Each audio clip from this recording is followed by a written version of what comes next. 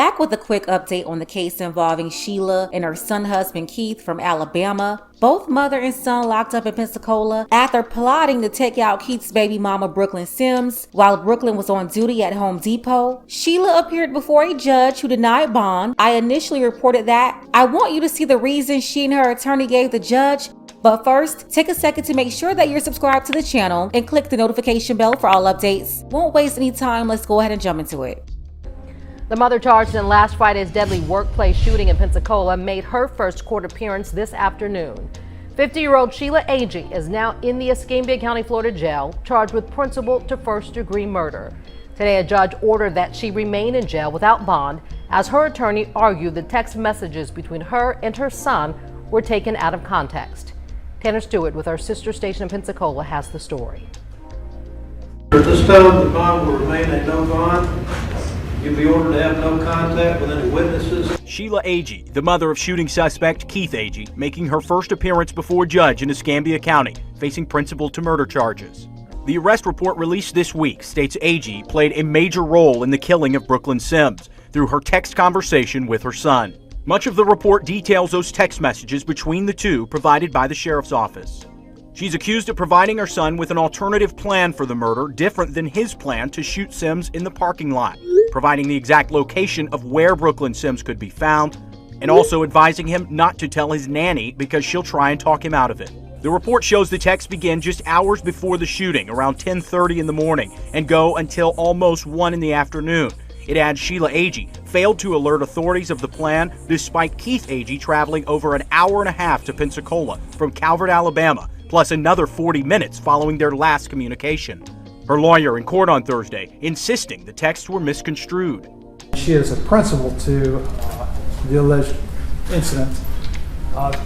The majority of the evidence that the court has reviewed is text messages that were taken out of context. And Your Honor, to my knowledge, she has little or no prior criminal history that would support such a charge. As WEAR has reported, we know the last text message between the two came from Sheila Agee. That reads, "Okay then, stop texting me, I'm working. Do whatever."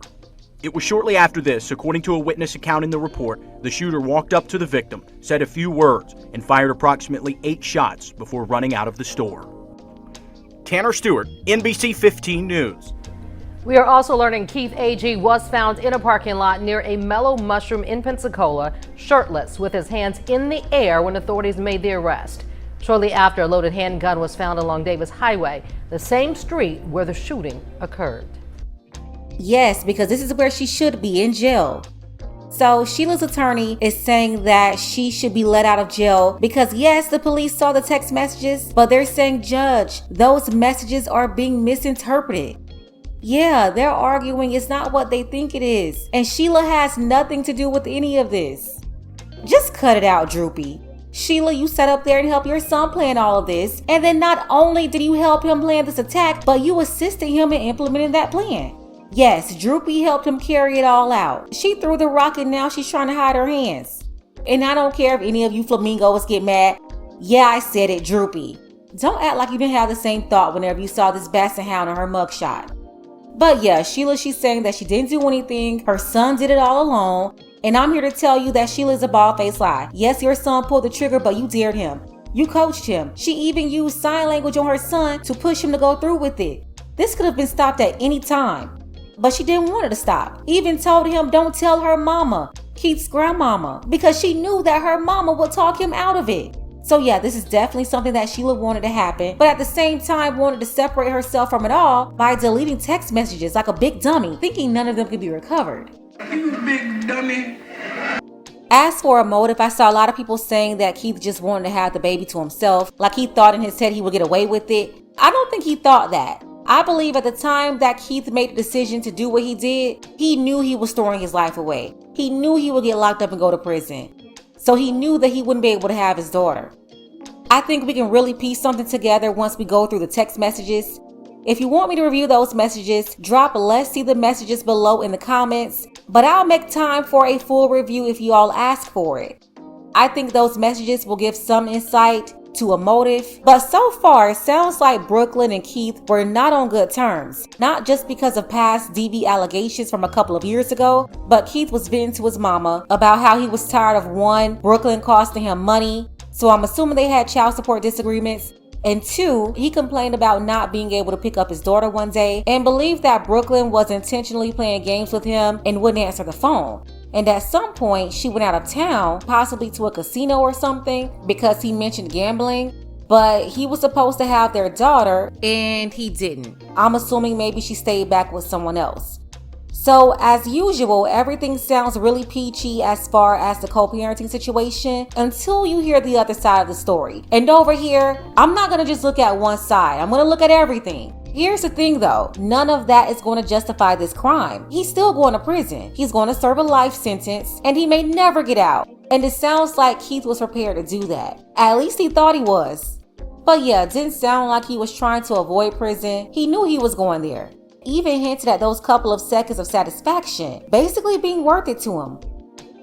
Dealing with all these issues is a consequence of getting her pregnant. You're going to go through this stuff. You're going to feel like you're being played with. That's the part of the game that you signed up for when you got a girl pregnant in America. I can tell by this whole situation that neither one of them had strong fathers in their lives. But the mothers raising them should educate female and male children. One, the female is getting pregnant and then getting tied to people, especially the ones who don't want to be tied to you. Knowing how to pick the right guy, understanding their role as men, and then also understanding what your role is as a woman and what you have to do for these units to be created and stay together peacefully.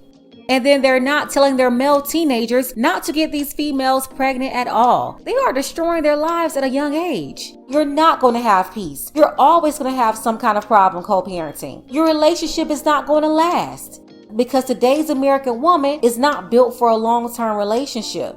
And you can't just deal with those problems by taking people's lives.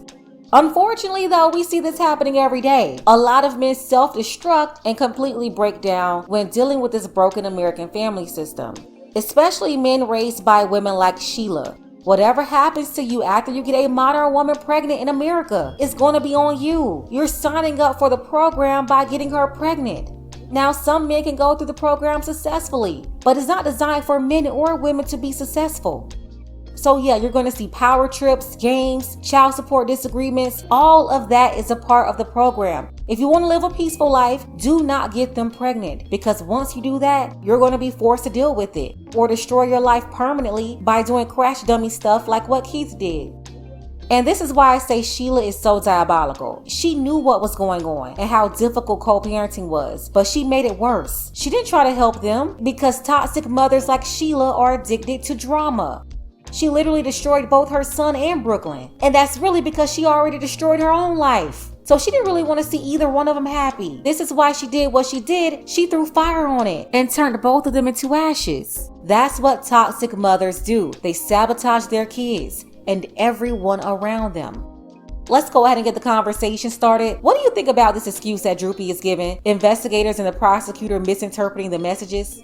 Special thank you to Jason A. I appreciate you, Jason, for your support, as well as Agee and our sister Felicia. Don't forget that you can support this channel as well. Links to Cash App and PayPal are below. Ladies, fellas, want a balanced analysis, want the truth from a woman's perspective? Then you're going to want to subscribe to this channel and don't forget to like and share.